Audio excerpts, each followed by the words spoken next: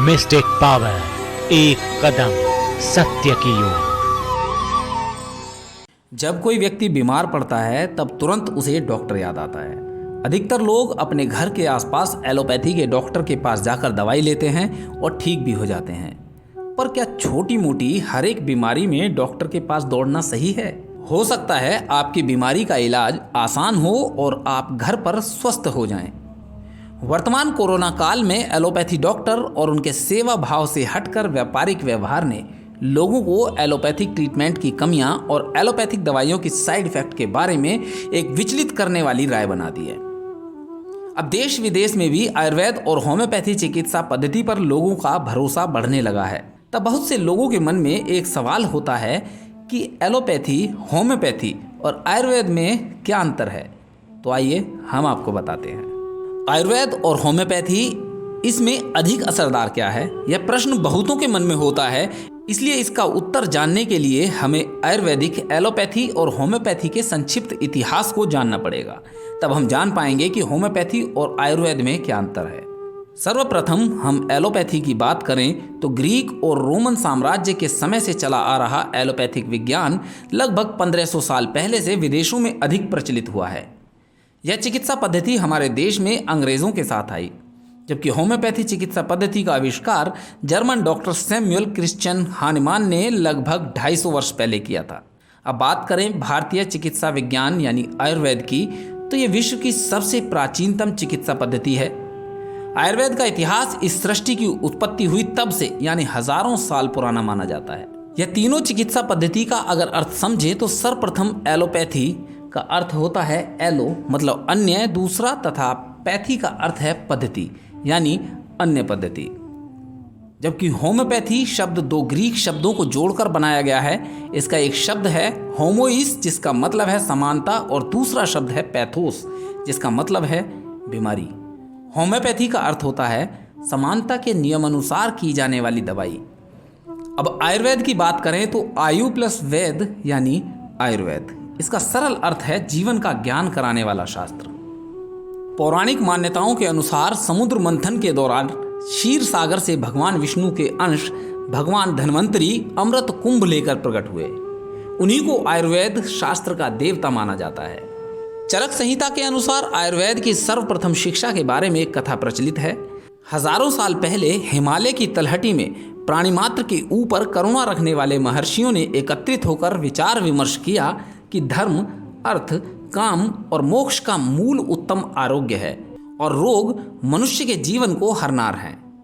इसलिए इस समस्या को दूर करने के लिए इंद्र के पास से कोई उपाय जानना पड़ेगा। इस काम के लिए भारद्वाज ऋषि को देवराज इंद्र के पास भेजा गया। इंद्र ने ब्रह्मा जी जिसे जानते थे वह त्रिसूत्र आयुर्वेद का ज्ञान भारद्वाज ऋषि को दिया। भारद्वाज जी ने वापस आकर अन्य ऋषि मुनियों को आयुर्वेद की शिक्षा दी।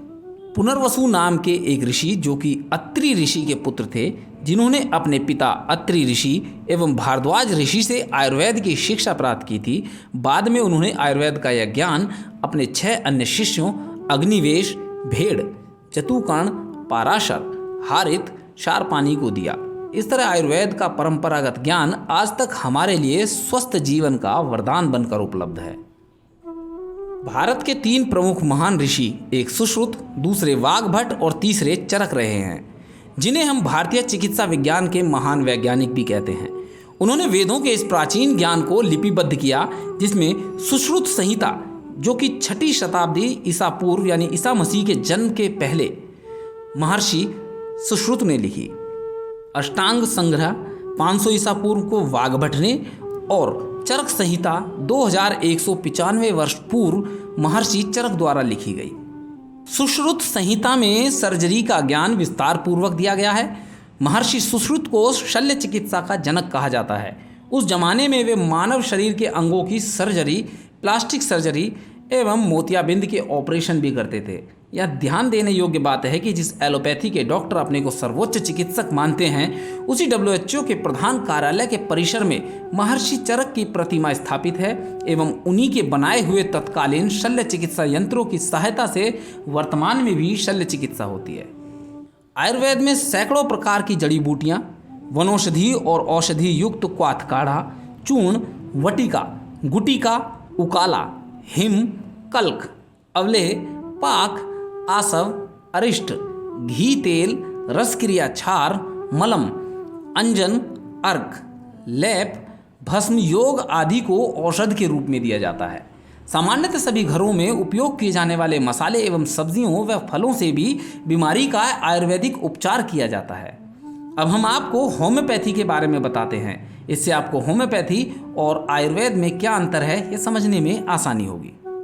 होम्योपैथी के जन्मदाता सैमुअल क्रिश्चियन हानेमान का जन्म जर्मनी के सैक्सोनी प्रांत के मेइजन गांव में दिनांक 10 अप्रैल 1755 को हुआ था। डॉक्टर हानेमान की चिकित्सा की थ्योरी के अनुसार बीमारी पहले आत्मा को लगती है, उसके बाद शरीर के अन्य भागों पर उसका बुरा प्रभाव पड़ता है। होम्योपैथी विज्ञान में लगभग 2500 दवाइयों की जानकारी और उनका उपयोग बताया गया है।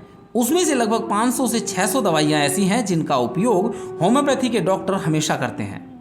होम्योपैथिक दवाइयाँ बनाने के लिए वनस्पति के पत्ते, मूल, फल इत्यादि का उपयोग किया जाता है एवं प्राणियों के दूध, विष से भी दवाइयाँ बनाई जाती हैं। इसका तीसरा प्राप्ति स्थान है पृथ्वी से निकलने वाली धातु और खनिज। धातुओं के मिश्रण से भी कई दवाइयाँ बनाई जाती हैं। इस प्रकार होम्योपैथिक दवाइयाँ अधिकतर प्राकृतिक वस्तुओं के द्वारा बनाई जाती हैं। होम्योपैथी में शल्य चिकित्सा यानी सर्जरी संभव नहीं है। होम्योपैथिक दवाइयाँ सस्ती हैं और उसका साइड इफेक्ट नहीं होता है। कुल मिलाकर सार यह है कि गंभीर प्रकार के एवं असाध्य रोगों को छोड़कर छोटी मोटी बहुत सारी बीमारियों में एलोपैथी की दवाइयों पर आश्रित होने के बजाय हमें आयुर्वेदिक अथवा होम्योपैथिक पद्धति द्वारा उपचार कराना चाहिए। इससे बीमारी जड़ से ठीक होती है और हमारे शरीर में साइड इफेक्ट का खतरा भी नहीं बनता है। साथ ही यह आर्थिक रूप से भी हम लोगों पर भार नहीं होता है।